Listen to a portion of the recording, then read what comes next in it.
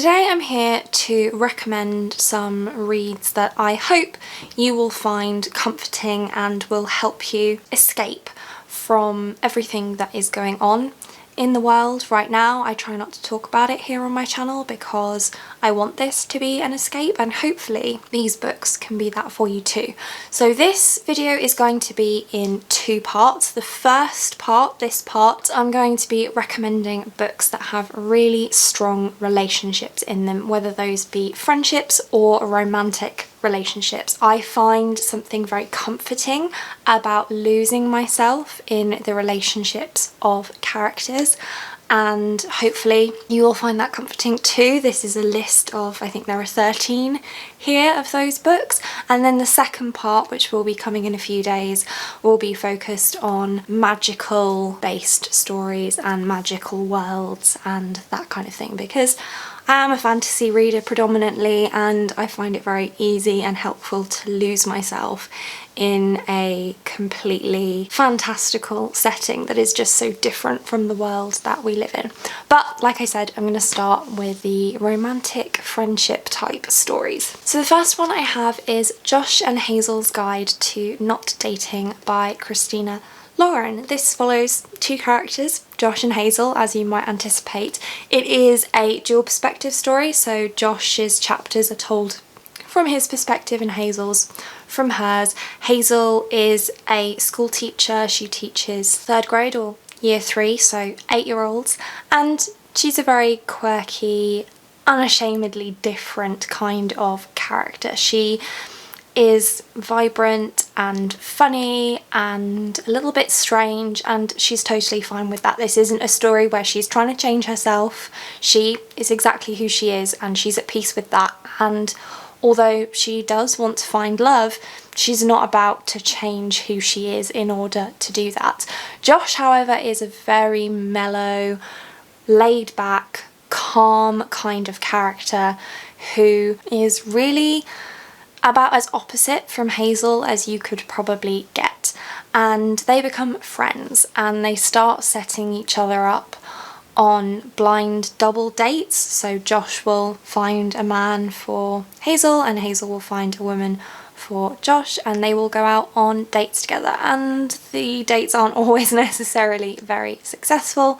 This is an adult romance story, so you know that they end up together at the end. That's just how adult romance works. But I just loved the characters in this story. I actually recently reread it, and when I say recently I mean I finished it yesterday, and it's just lovely. The relationships between these two characters and also these characters and the side characters is just beautiful, and there's not a whole lot of angst in this one, which I really appreciate. Next we have a friendship based story, and that is Orange by Ichigo Takano. This is actually a manga series, and it follows a group of friends in high school who are all incredibly close, and they work together to help a friend that is going through a lot.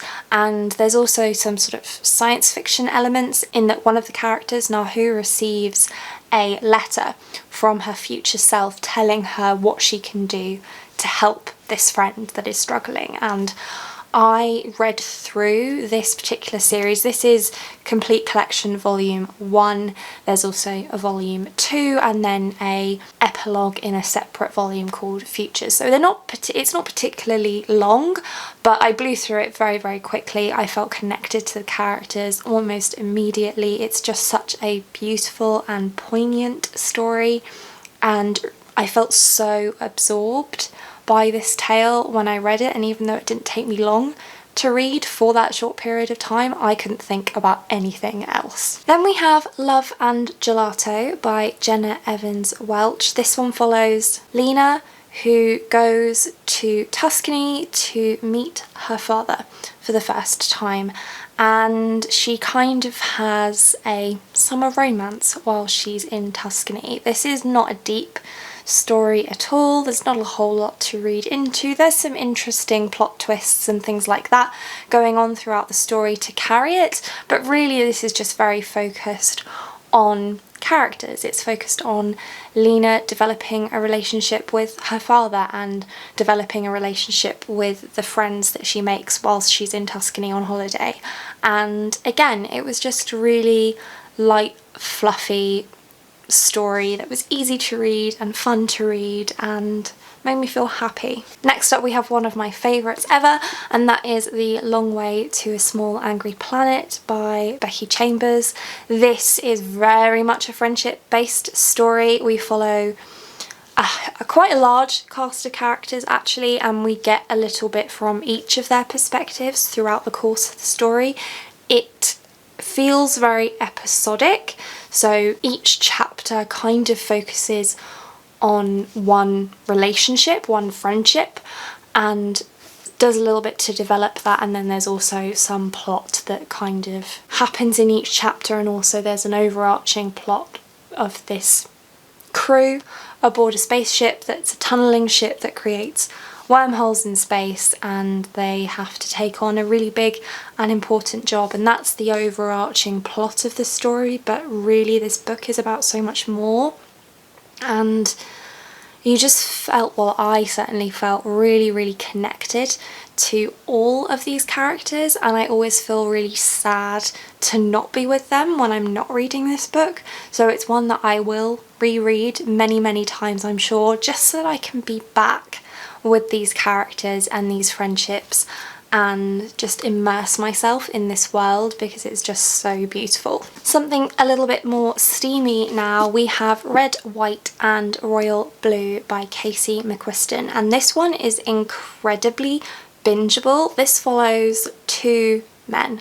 One is the first son of the United States and one is a prince of England, and they start off this story hating each other and they end up loving each other. So it's hate-love romance, and there's an interesting political storyline that kind of goes along throughout the story, but again, that's not really the focus. The focus of the story is on the love between these two characters. There is quite a bit more angst in this one than the other love-based stories that I've mentioned previously, but I still really enjoyed it, and like I said, it's incredibly bingeable and unputdownable, and you will be completely swept up in this story throughout.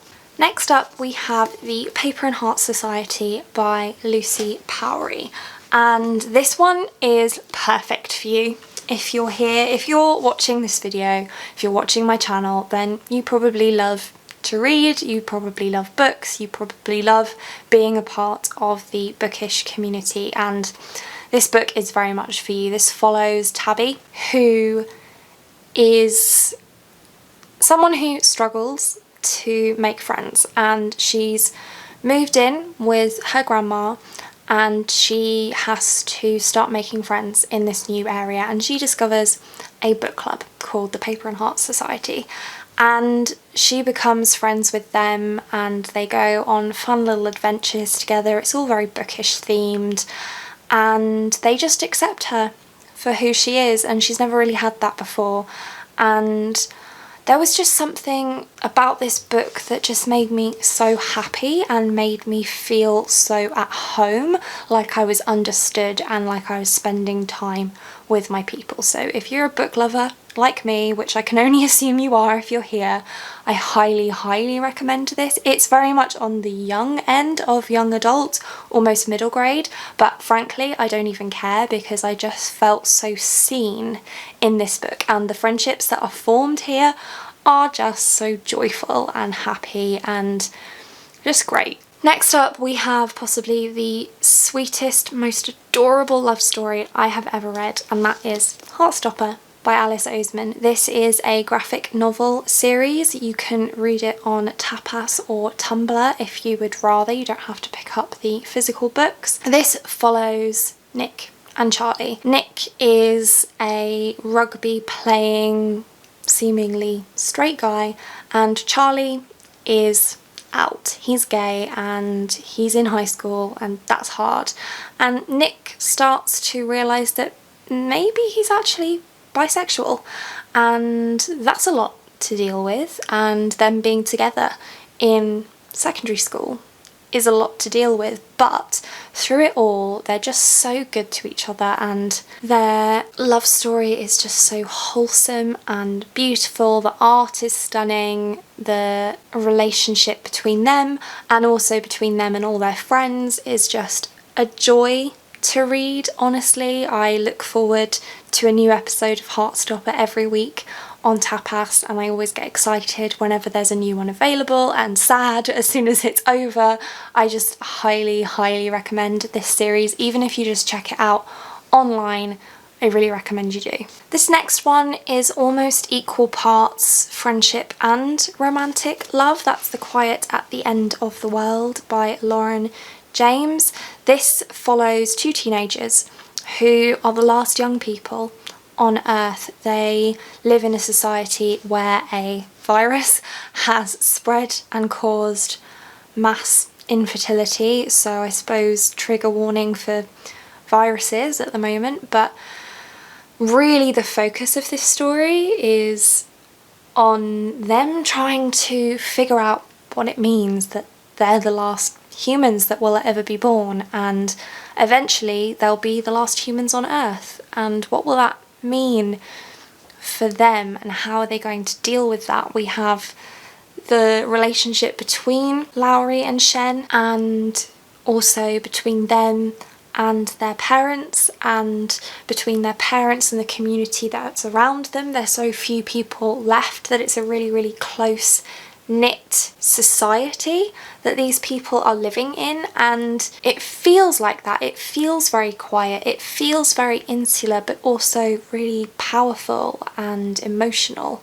and I thoroughly enjoyed this one. This might be my favourite book by Lauren James. Next up, another steamy one, and this one is a super long series, so if it sounds like it's good, then you'll have a lot of reading material to get through here, and that is the Black Dagger Brotherhood series by J.R. Ward. This is Lover Awakened, which is actually book 3. I don't have physical copies of all of the books yet. This is just my favourite in the series, which is why I have this one, and it's also the earliest in the series book that I have. But this is sort of paranormal romance, I suppose. We follow the Black Dagger Brotherhood, which is a group of vampire warriors, really, whose job it is to protect the rest of vampire society, and each book follows one of the brothers and their love story.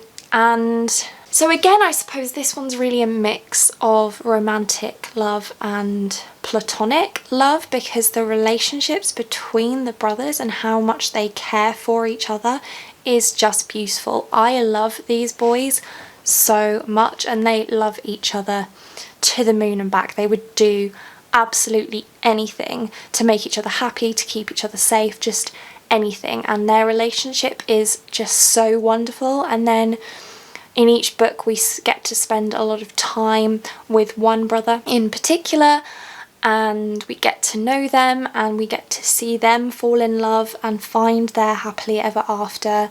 And there's a lot of sex, there's a lot of steamy scenes in these books, but also at the heart, for me, these are true romance stories. They're problematic in places, granted, but I absolutely love this series and will never stop wanting to read it. Next we have something a little different. This one is historical fiction, and it is Daisy Jones and the Six. So this isn't necessarily a particularly uplifting story. We follow Daisy Jones and the Six. The Six is a 70s rock band, and we follow the rise and fall of this band, and it's told in an interview format. So somebody is interviewing all of the members of the band about how they got together and how they eventually broke up and why.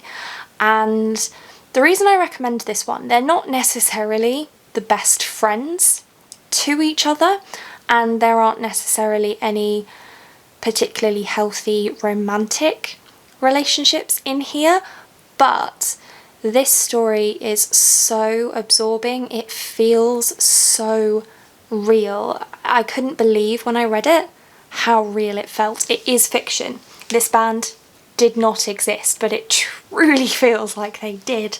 And just for that reason, it's on this list, because it's just so encapsulating that I really think that it takes you out of yourself and out of your life and brings you firmly into the lives of these band members and everything that they went through. And they went through some hard stuff, but it was still really, really interesting to read about. Yet another super sweet romance story. We have The Flat Share by Beth O'Leary that follows Tiffy and Leon.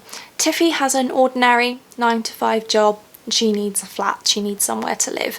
Leon, he works nights, so he's never at his house, his flat, during the day, but he does need a flatmate to help him make a little bit of extra money. And so Tiffy moves in, and they don't only share a flat, they also share a bed. But they never actually meet because they're on opposite schedules. And so they start communicating by leaving notes in the flat for each other, and this is just so adorable. It's not quite as wholesome and cute as Heartstopper, although I don't think anything ever will be as cute and wholesome as Heartstopper, but this comes pretty darn close. The relationship that develops, again, this is adult romance, so you know that there's going to be a romantic relationship between the two main characters somehow, but the way that it all happens is just so beautiful and so lovely, and there are so many sweet moments in this story. Again, I just felt so swept up while I was reading this. It brought a smile to my face, it made me say "aw" so many times, and that's why I think it's a definite comfort read. The last friendship-based book I'm going to recommend is The Starlight Watchmaker by Lauren James. This is a short story, as you can see. Also, this particular story is published by Barrington Stoke, who specifically publish books in formats that make them easier to read for dyslexic readers. So the page colouring is specific, and the size of the text and the spacing are all specific to help dyslexic readers be able to read without difficulty, which I think is really lovely. And this story is really, really lovely. There are no human characters in this. We are following only robots and aliens, and we follow Hugo, who is a robot who has never had any friends before. And in this story, he makes friends. In fact, he makes a group of friends, and it's just so beautiful and lovely, and it makes you feel all warm and fuzzy inside. And really, there is a mystery plotline that goes throughout the story, but the main focus is on making friends and finding your place and finding your worth, and it's lovely. And then the final romantic story I'm going to mention is Aristotle and Dante Discover the Secrets of the Universe by Benjamin Alire Sands, which is very, very gay, like Heartstopper. And again, not quite as cute and wholesome as Heartstopper, but I did really enjoy this one, and it is a super, super easy read. It's got very short chapters, it's mostly dialogue, there's not a whole lot of exposition involved. The main focus is on the relationship that develops between Ari and Dante, and it's lovely. It's a slice of life, discovering yourself, discovering who you are, getting comfortable with who that is kind of story. There's also some focus on relationships between the main characters and other people in their lives, but honestly, it's just so beautiful. And there are some difficult scenes to read, but again, you just get so invested in this story and in these characters, and you just want to spend time with them and you want everything to work out for them, and it's lovely. So that was 13 stories that focus on either romantic or platonic love, and that I think are perfect comfort reads to read right now and help you to escape, or at least put things out of your mind for a little while you're reading them. Most of these are pretty quick and easy reads as well, so hopefully that's helpful too. If you've got any books that you turn to in particular to make you feel all warm and fuzzy and happy, then please leave those down below, help each other out, and that's it for this one. Thank you so much for watching. If you liked this video and want to see more like this from me, then do think about hitting that subscribe button, and I hope to see you here again soon.